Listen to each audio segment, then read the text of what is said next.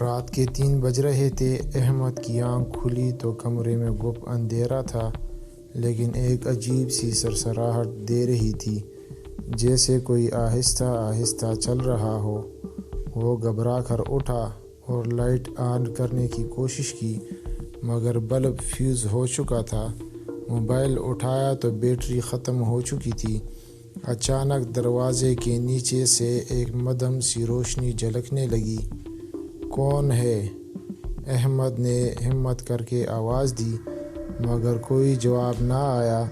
آہستہ آہستہ وہ دروازے کے قریب گیا اور جھانکنے کی کوشش کی۔ اچانک دروازہ خود بخود چرچراتے ہوئے کھل گیا۔ باہر سناٹا تھا، لیکن سیڑھیوں سے کسی کے قدموں کی آہٹ آ رہی تھی۔ احمد نے دھڑکتے دل کے ساتھ نیچے جھانکا۔ سیڑھیوں کے بیچوں بیچ ایک سایہ کھڑا تھا۔ اس کی آنکھیں چمک رہی تھیں، جیسے کسی درندے کی ہوں۔ احمد کا سانس رکنے لگا۔ سایہ آہستہ آہستہ اس کی طرف بڑھنے لگا۔ احمد پیچھے ہٹنے لگا، مگر اس کے قدم جیسے زمین سے چپک گئے تھے۔ اچانک سایہ بولا، "تمہیں پتہ ہے احمد، جو راز تم چھپا رہے ہو، وہ زیادہ دیر تک راز نہیں رہے گا۔ احمد کا خون خشک ہو گیا۔ وہ کون سا راز تھا جو یہ سایہ جانتا تھا؟ کیا یہ کوئی انسان تھا یا کچھ اور؟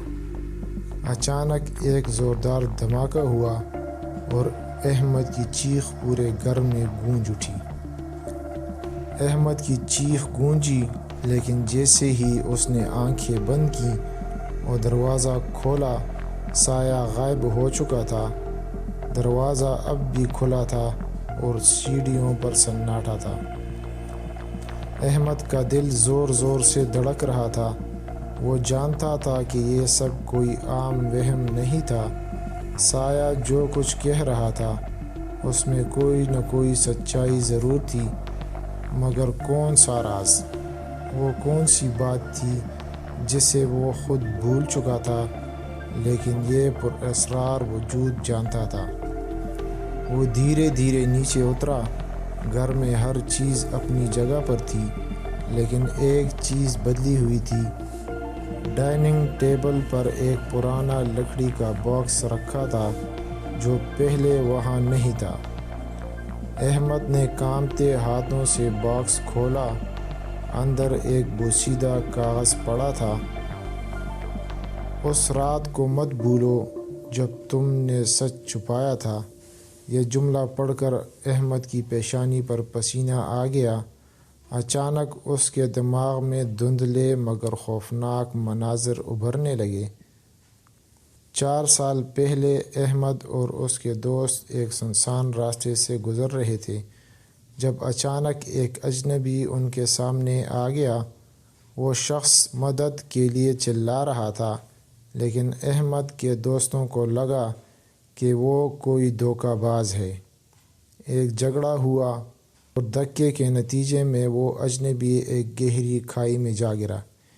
یہ کسی کو پتہ نہیں چلنا چاہیے، دوستوں نے فیصلہ کیا، اور سب چپ چاپ اپنے گھروں کو چلے گئے۔ احمد نے بھی اس رات سب کچھ بھلا دیا، لیکن اب 4 سال بعد وہ بھولا ہوا واقعہ کسی ڈراؤنے خواب کی طرح واپس آ رہا تھا۔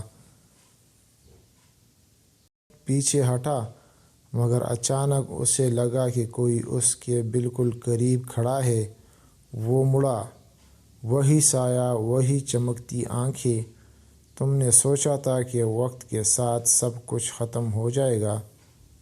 سایہ کی آواز گونجی، "مگر سچ ہمیشہ زندہ رہتا ہے۔" اچانک ایک زوردار جھٹکے سے پورا کمرہ لرزنے لگا۔ ہوا میں سرگوشیاں گونجنے لگیں اور پھر اندھیرا چھا گیا۔ اگلی صبح احمد کا جسم مردہ حالت میں اسی باکس کے قریب پایا گیا۔ اس کے چہرے پر ایک گہری دہشت جمی ہوئی تھی، جیسے وہ آخری لمحے تک کسی ناقابل بیان خوف سے لڑ رہا ہو۔ پولیس کو اس کے ہاتھ میں ایک کاغذ ملا جس پر جملہ صرف یہ لکھا تھا: سچ سے بھاگنا ممکن نہیں ہے۔